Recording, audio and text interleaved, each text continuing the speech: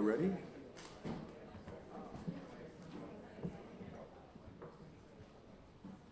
Well, good afternoon. I am pleased to call to order a meeting of the New York City Charter Revision Commission today on May 31st. Let me introduce myself and then tell you the importance of this meeting and try to set the tone for our discussion. My name is Cesar Perales. I have the privilege of serving as chair.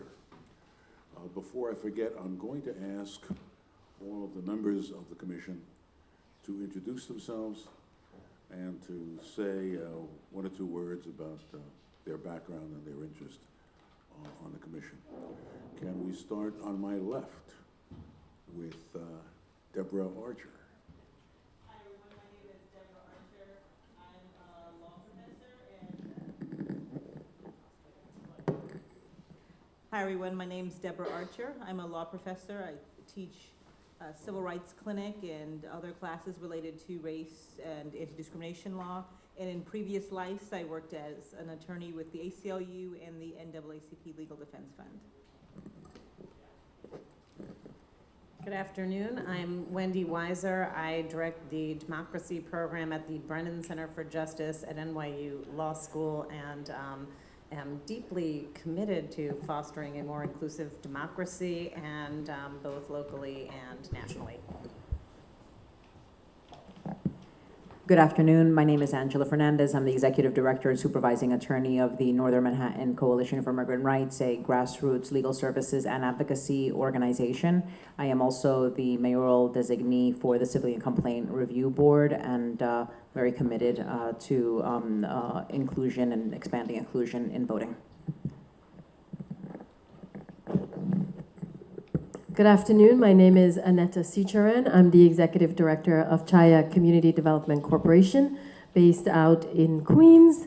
I am a longtime activist and advocate on issues related to civic engagement and immigration and immigrant rights.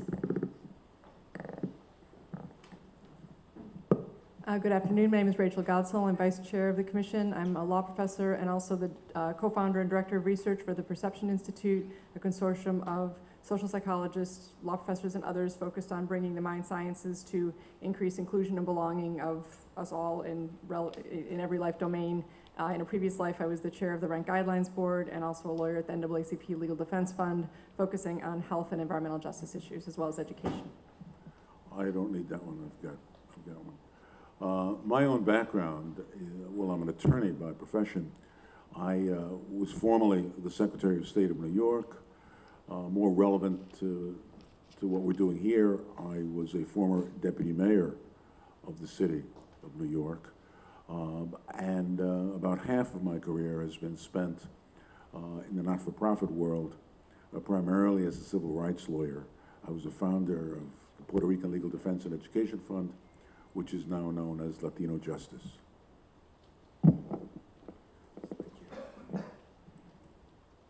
Good afternoon, everyone. Carlos Chasura, proud to serve as the Secretary of the Commission. I currently serve as the President and CEO of the New York Building Congress. Before this, I was the President of the Brooklyn Chamber of Commerce, and prior to that, served as Chief of Staff to Brooklyn Borough President Marty Markowitz for many years. Excited to be on this commission. It's actually my second one. I served on the one in, I guess it was 2010, or yeah, 2009 or 10, I forgot what year.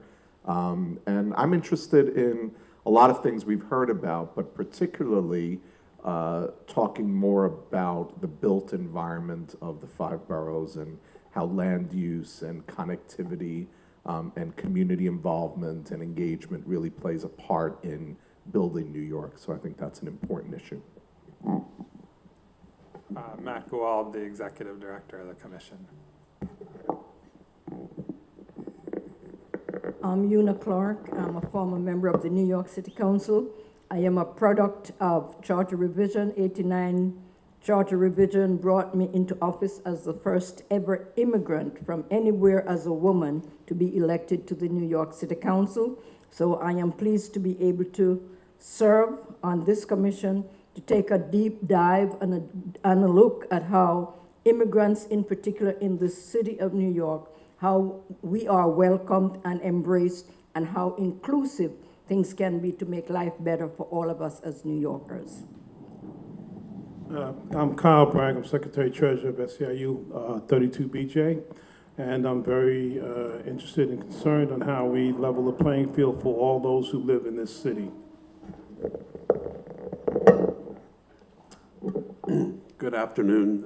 I'm John Siegel. I'm a lawyer in private practice in Manhattan, as I've been for 30 years, and have, during that same period, occasionally been a city government appointee, currently serving as a mayoral designee on the CCRB, and have also served as counsel to perhaps a few too many citywide political campaigns.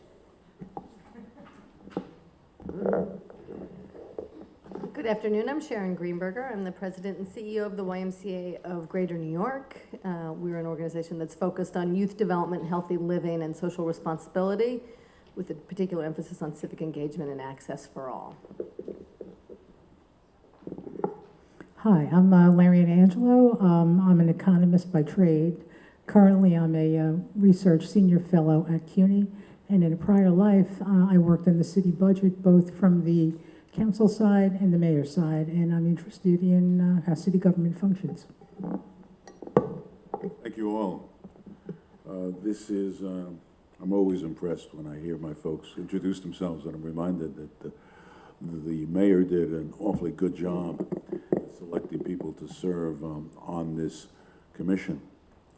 We have a new commission member who's just arrived. Marco, will you introduce yourself as soon as we can put a mic in front of you?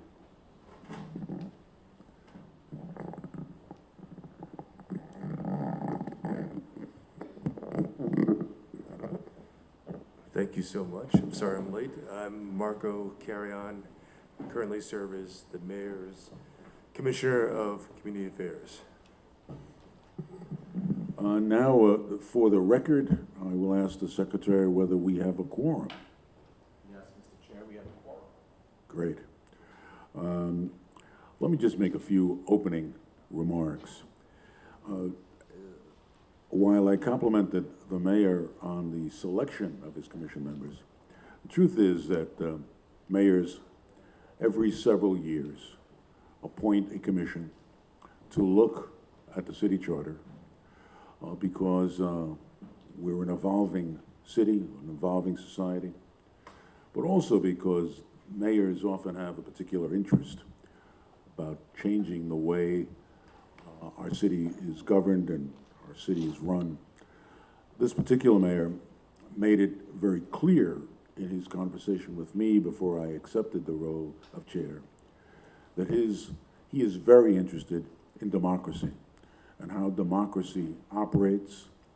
He has run for office on a number of occasions in the city, and he just believes very firmly that things could be better. Among the issues that he's concerned about is the fact that politicians have to raise an awful lot of money in preparation for running for office. He doesn't think that is good. He's looking for ways to improve campaign financing, but he's interested in lots of other things having to do with the governance of our city and democracy, how community boards work, all of the issues that we think belong in the city charter. Not every issue that we can think of, but those that are appropriate for inclusion in the city charter. And our job is to listen to the public, listen to experts, discuss amongst ourselves what we think is appropriate to consider for inclusion on the ballot next November. That's our job, pure and simple. We go out of business at next election. So our role is clear, concise, and time limited. Let me just comment a few things that I think are important for the record. One has to do is that this meeting is open to the public, although this is not a meeting in which we will receive or entertain public comment. But everything we do transparently. Even this discussion, which I can assure you is the first discussion we're having as a group about what we should be doing next, is public. You're going to hear it. And this is being live streamed, and we have an obligation to make our discussions clear to everyone. I don't want to spend too much time on this, but we've had 5 meetings, 1 in each borough. We've had comments made not just at those hearings, but sent in through social media, through emails, through a variety of ways. And we're going to hear about the analysis of all of the comments from our staff. And I'm looking forward to hearing the report that Matt Gawal will make to our commission. At the conclusion of our discussion today, I'm going to try to get a sense, more than a sense, try to get some direction about what issues we need to focus on, what issues we want experts that we can identify to come and discuss before us and answer our questions, so that we will be better prepared to continue the process and, in a sense, begin to focus our discussions on particular issues that we think are appropriate for the commission to consider for the November ballot. The report, well, the staff will prepare a preliminary report as a result of this. We will make that public, and we will then have another round of public discussions and meetings in which the public will be invited to comment on our preliminary report. We think that's the best way to prepare ourselves for our ultimate discussions that will result in a final report, which will be the basis of our choosing, deciding, with the help of council, as to what should go on the ballot in November. With that, and before I entertain a discussion by the commission members, I'm going to ask Matt to recap for us what the staff has been doing over the last couple of weeks after we finished our initial round of hearings. Let me just add that some of the commission members felt that we want to continue to get more public input, and we will be holding some additional hearings, perhaps not as formal as the ones we did in every borough, but we will have a few more over the next couple of weeks. With that, Matt? Thanks very much, Mr. Chair, and as you mentioned, the staff has been hard at work, and we appreciate the opportunity to do that work on behalf of the commission. My name is Matt Gawal, the Executive Director of the Commission. I also like to quickly acknowledge some of those people who are working with us on the Commission: Kwame Akosa, Christine Billy, Aaron Bloom, Candice Cho, Tori Fishman, Sabrina Fong, Essence Franklin, Ingrid Gustafson, Steve Newmark, Josh Sidis, Michael Smilowitz, Bruce Thomas, Mary Van Noy, and Jorge Montalvo make up the team that have been doing the bulk of this work and doing a terrific job on their behalf. So just a quick overview of the process so far, much of which you've mentioned. Of course, we've held the 5 hearings in each of the 5 boroughs. That's just the first of 2 rounds of those 5 borough hearings. We have compiled and very systematically tracked the public comments received by the commission. Each public comment is considered as coded and is entered into a relatively sophisticated system that we use to do data analysis. And of course, multiple channels have been made available for public comment. These channels include the public hearings, of course, social media via Twitter and Facebook, our online portal, which is nyc.gov/charter, where members of the public may submit testimony, and we encourage people to do so. There have been actual letters sent to our office. We get excited and we receive hard copy mail. We've had a few of those. And of course, phone calls to our headquarters in the David Dinkins building on Center Street. So to date, we have well over 100 commenters making nearly 400 recommendations. That is multiple recommendations per commenter. We enjoy that fact around the office that New Yorkers clearly have very many opinions, and we often are receiving multiple proposals per submission, which is helpful. We've also received comments from city agencies and elected officials, which we're in the process of analyzing. And I wanted to talk briefly about a few of the themes that seem to have generated the most significant and widespread interest across those channels. The first is meaningful participation in elections. This includes instant runoff voting and other election reforms. The second is campaign financing reforms. The third is fair representation. This includes independent redistricting. And the fourth is broadening and strengthening civic engagement, including examination of the roles of community boards. So, the staff has been researching these issues, and we have identified subject matter experts available to provide a range of perspectives.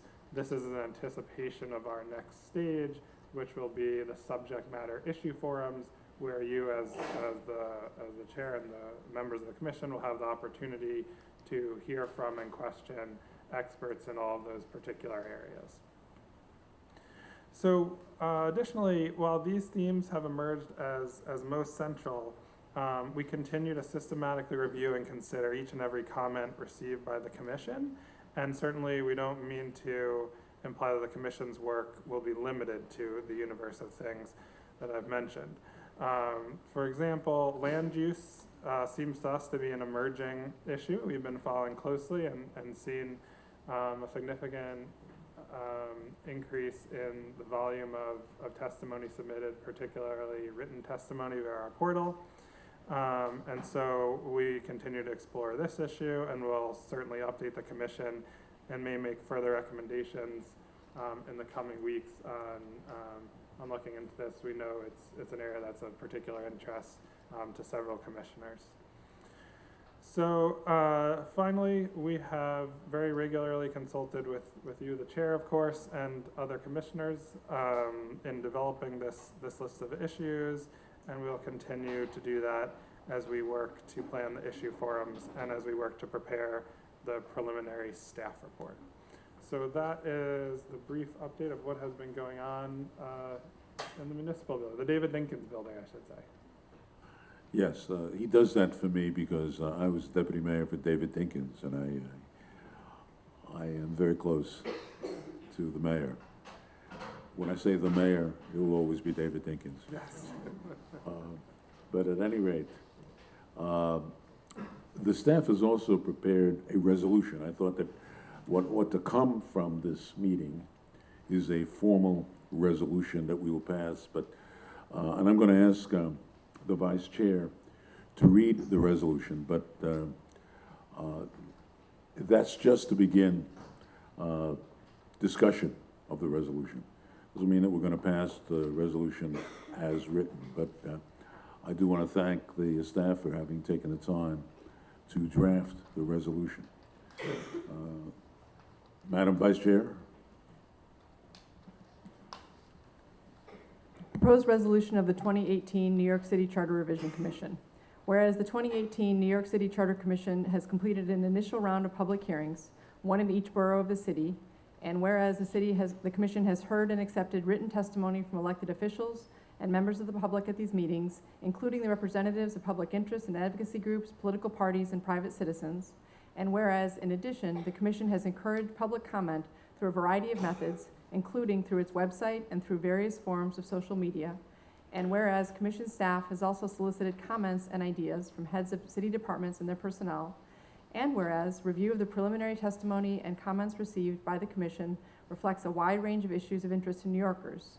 Whereas review of such testimony and comments indicates particular and widespread interest in the following issues: various measures to promote meaningful participation in elections, including instant runoff voting and other election reforms, campaign financing reforms, fair representation, including independent redistricting, and broadening and strengthening civic engagement, including examination of the roles of community boards.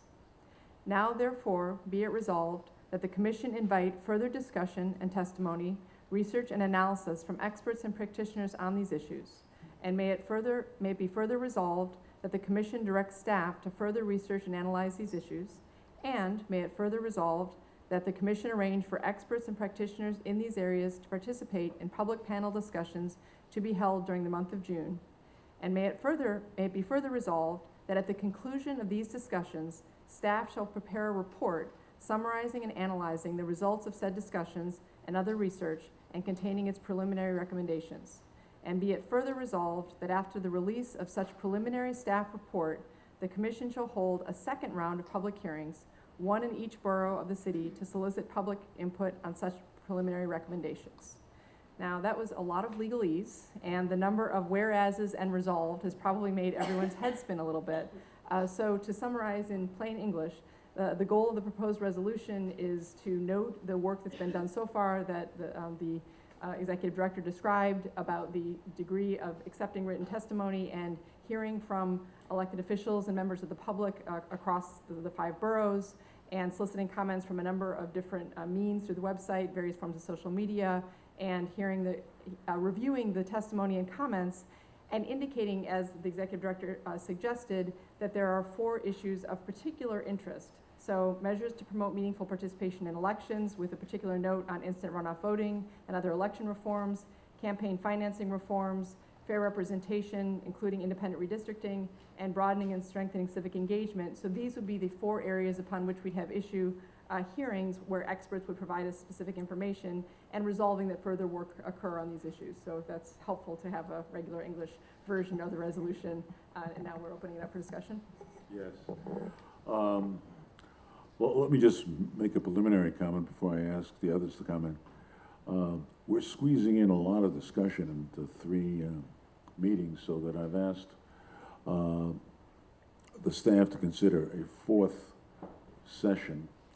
Not that I want any to attend more meetings, but it may be too much, and maybe on further analysis, we might find that there's another issue that we ought to be focusing on, because the comments keep coming. So I just wanted to let folks know that. Any reaction to the themes? Any disagreement as to what we were hearing at the hearings? I have a question. Yes, Deborah. Matt, do you think you could explain just a little bit about the issues that are emerging that you've grouped into land use issues? Yeah, sure. I'd be happy to. I think we need a little bit of additional analysis, because some of the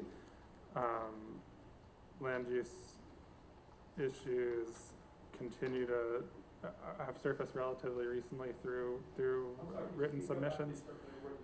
Yes, absolutely. But generally, there have been a couple of areas. There have been comments relating to the role of community boards in the land use decision-making process, and I think some other comments relating to the land use process more generally. So I think what we'll plan to do is prepare some summaries of what's come in for the commissioners, and then circulate that in short order. I just wanted to follow up the question. As neighborhoods are fighting back against gentrification, is this part of the impetus for wanting to review land use and I take that as a recommendation that when we, and I think we should, but we haven't made that decision yet, but when we make land use part of our expert analysis and discussion, that we include not just facilitating development or building, but that we also look at the issue of gentrification. And was there something more specific? I know that in the community from which I come, most people bought their homes because there were 1 and 2 families. Now, because there was no set rule for the size of buildings, so if somebody lives near Kings County, they want to bring a building as big as Kings County Hospital for any land that may be available. And neighbors are complaining that I moved to the neighborhood, I bought my home, my family, and now I have to withstand a building 20 stories high. That's exactly what I was referring to, that the discussion on land use will include issues of that kind. And one recommendation might be to have that discussion adjacent to the discussion of the community boards and ways to sort of foster civic engagement, because that will be one of the main issues that people will want to get involved in their communities that might bring them to participate. And so maybe put those together. That makes a lot of sense. Carlo? Thank you. Thank you. I actually agree with you, Wendy. I think having a land use discussion, maybe having a separate panel as part of that day might be good, because these issues and what Dr. Clark said are important. So I would stress that land use, we should do something on it, whether it's a separate day or as part of one of the 2 or 3 that we're doing, I think would be great. And I think I'm hearing that from a lot of people. But I had a question on election reform. So I notice we have instant runoff and some other things. I could recall, and I may be wrong, that there were several people talking about nonpartisan elections. Are we going to have somebody testify on that, or was there just not enough questioning on that? I think to some degree that's to be determined. We still somewhat to be determined as we put these together. There was some discussion, not an enormous amount of discussion. So we need to do some review of both the written testimony and the other means of by which people submitted testimony and sort of get a sense. There are, one of the challenges of putting these together is that there's a lot to cover in each of the categories. At the same time, to make the panel discussion meaningful, we want to limit it to some degree so we don't have too many panels with too many people. So we want to make sure we have as much coverage as possible within reason. So that is. So I guess it's to be determined is the short answer to your question. Kyle? Come on.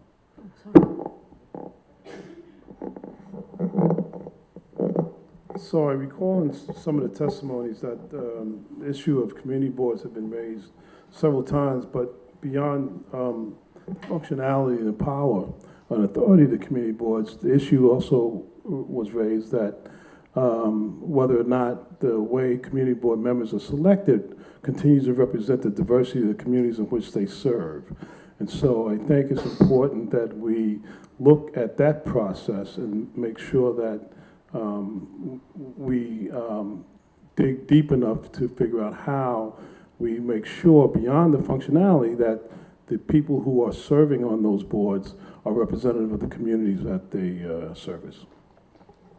I appreciate these comments because you are all so eloquent that I have visions of having 40 expert meetings taking place. And in fairness to staff, they're going to have to figure out to narrow to some extent, which is not to suggest, Kyle, that yours is not to be considered, but I'm just saying overall, we've got to keep in mind that we can bring in all the experts we want, but at some point we're going to have to make some decisions, and I think we've got time deadlines. I want to get back out to the public with a preliminary report and begin to narrow the issues.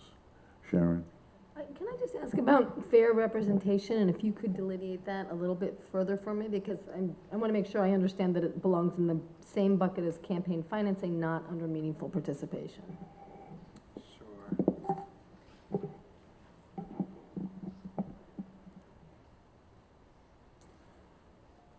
So I think, oh, I see. So in other words, the category including independent redistricting, the question is whether that belongs more with campaign financing as opposed to among other reforms. Right, which is why I'm pushing you a little bit on how you define fair representation. Yeah.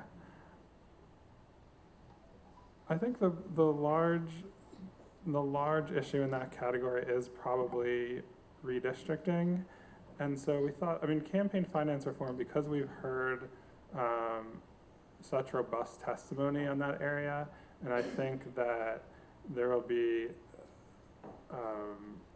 a large amount of material to go through and such a large amount of experts that we were thinking about the other reforms sort of outside of that bucket. So because campaign finance reform will probably, I think, occupy its own forum, that's why we were thinking about grouping some of the other reforms together. I'm not sure yet what representation proposals outside of independent redistricting we would include in that bucket, but we'll further develop that and circulate some additional material. John?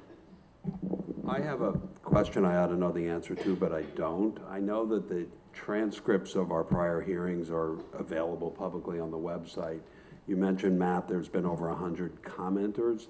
Is there a list available of who has submitted comments or proposals outside of public hearings that we could reference to make sure we've seen the ones that we want to make sure we've read? I've asked that very same question, and I've asked for an analysis about who has been commenting, and have most of the comments come from our hearings, or most of them coming in through some other form, whether it be telephones or written comments. That analysis is being conducted. I've told them to be careful, because I don't want us to go out and say something that is not accurate. So it may take a little bit of time, but yes, we will make available an analysis of the comments, and I suspect they're still coming. And the 100 comments are about commentators that did. How many people were more or less came to our hearings? Was it about 100? We'll get the precise. All right, I'm jumping ahead of myself. It was about. I retract my question. We're trying to do that right now. We will, as the analysis goes on, we will figure out how many people have come, how many people sent in testimony, and we'll have an analysis. Ada? Yeah, no, I actually wanted to build on the same point Sharon was making about fair representation. I feel like even though there aren't many other topics that have come up that fit neatly under fair representation, I want to make sure that independent redistricting has its own space, and perhaps, I don't know, I see it lumped in here, but I don't know if you're thinking about it as its own separate forum. because I just recall the really compelling arguments that were made at the Flushing hearing. Yep. And I know that in Queens, this, continue, and in many parts of the city continues to be a real issue. I think, let me talk a little bit about how these forums might work. I think it'd be useful. I think that the way that we have been thinking about, obviously subject to resolution passing and the direction from the commission, is to do multiple panels per meeting to give each issue at least that much time and space. So on redistricting, for instance, we'll have a panel with a variety of experts and others testifying on just that area. So it's not, I agree with you, and what is important to do is to avoid lumping a lot of distinct issues together. Mm-hmm. And so I think that those individual panels will be helpful in that regard. It will mean that even for like within one of these categories, there will be multiple panels, which I hope you will forgive us in advance for lengthy meetings, but we think that the issues deserve that amount of time and that organizational structure. Does that answer your question? Yeah, absolutely. Thank you. I wanted to follow up. I know following the Brooklyn and the Bronx hearings, I got some calls concerning community boards, and the recommendation was, or what people feel is that a borough president who appoints is term limited, the council member who appoints is term limited, yet the members of the community board are never term limited, and they remain there, and they feel that a lot of the havoc with land use in particular is because the community boards have a Dr. Clark, free hand. there is no question. I've had a conversation with our executive director that we will be looking at the issue of term limits of community board members. I am with that. Let's not prejudge it.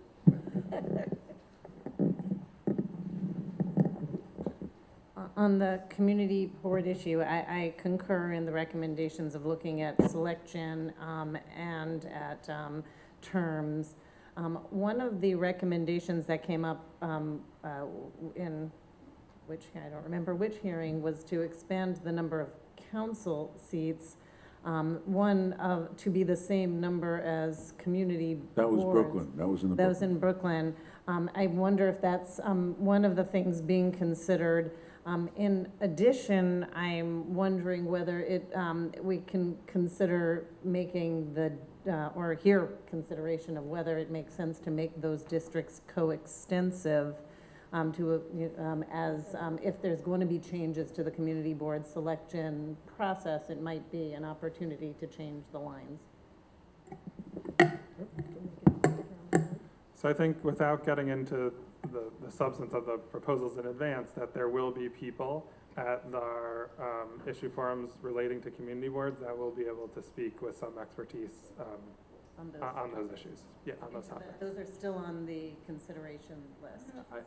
I think that we'd like to design these so they're fairly broad. We're bringing in people with some with narrow areas of expertise, but others with fairly broad areas of expertise, sort of a range of different kinds of experts, these issue forums, so that you'll have, for instance, some people who are practitioners, some who are advocates in the area, others who are academic researchers. So you sort of have a range of types of people to talk with and to hear from. Thank you. Yeah, of course. Let me just make a comment, because during these hearings, we heard from a lot of different people advocating their position. And quite often, we don't get to hear the contra position. So I have asked staff to be very careful to try to provide us with balanced information, because I would hate to be reliant on just a particular advocate's position because that is all we heard. And staff has been very sensitive to my request, and I appreciate it. Kyle, before you say anything, Kyle, let's let the member of the commission that's just arrived introduce himself.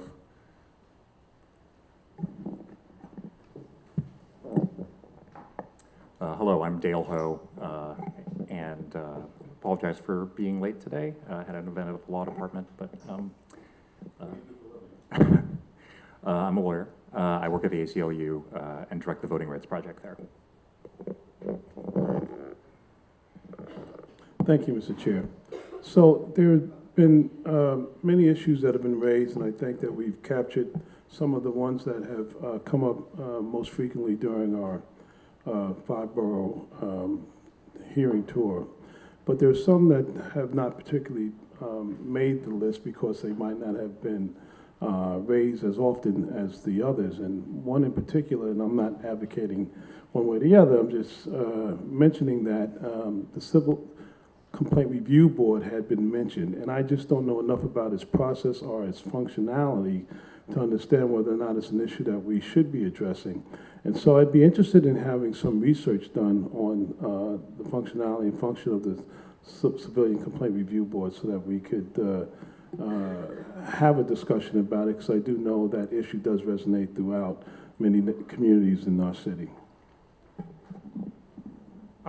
Thank you. And two quick comments in response. So one is just to, sorry, it's hard to see you guys, to reiterate that we don't mean the list to be exhaustive, and that we're certainly considering sort of other things to be reflected in a preliminary report and otherwise. And then additionally, we are working with agencies, boards, and commissions to have them make recommendations to the commission that you will be able to consider. So we expect that to become part of the conversation during our process. So. Thank you.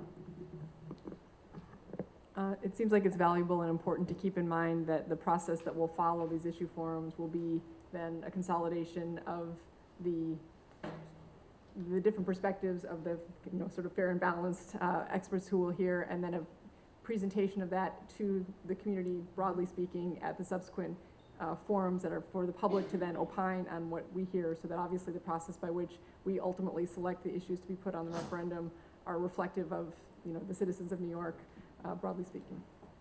Well, that's, let me reiterate what we're trying to do. What hopefully will come of all of this is a preliminary report, and that we will publicize that preliminary report, which will then enable us to go out and seek responses to it. This is going to be open and transparent. Let me just again say something, and I don't want it to be misinterpreted. I'm scared to death of having 42 expert hearings. I am going to force staff to see if they can do this in a manageable way so that we can get expert counsel and advice on as many issues as possible. And if they have to eliminate some issues, it'll have to be those that were not raised very often. We have to be guided by what the community said they were interested in. So Matt understands which way we have to go. I assume the smiles mean you all, neither of you, no one here wants 40 meetings. Are there other comments? John, you want 40 meetings? I think we're on the right track here. No one else?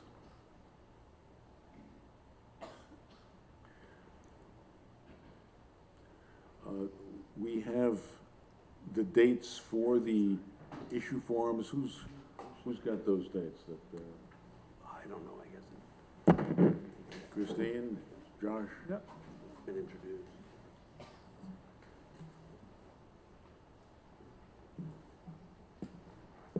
All right, so that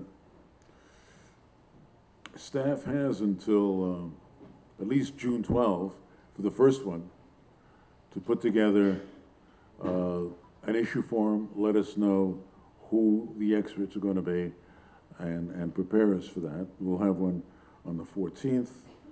There'll be there is a third one that people are trying to figure out what date to set, and there'll probably be a fourth one. I certainly hope we will not have more than 4, but we have an obligation to listen to all of the experts on the issues that have been raised. I suspect we're going to have, some will be very long meetings. Angela? So I just realized actually that in Staten Island and I think in Brooklyn, there were 2 testimonies around lowering the voting age. I think in Staten Island it was 16, and I think in Brooklyn it was 17. So I don't know if there's going to be any room for that on any of the panels. Let me just say that we can discuss it, but we've also got to understand, and I hope we get some expert advice on this, that when elections are held, they often include federal and other statewide issues that are not just limited to New York. It would be difficult, to say the least, to say, we're going to register you, you're 16 years old, but you can only vote on this or that. So I think we need to get more advice about that. As interesting, and it did pique my interest to have younger people voting. I am somewhat concerned that I don't know all of the ramifications of embracing something like that immediately. But the Secretary just reminded me that maybe this is an appropriate time for me to entertain this particular motion if someone wants to move it. Yes. You've made it, and it's been seconded. All those in favor? Those opposed? All right, the motion is passed.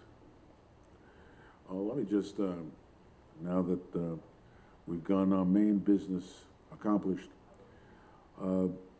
remind everybody that we should continue to visit www.nyc.gov/charter for the latest updates of what we're doing.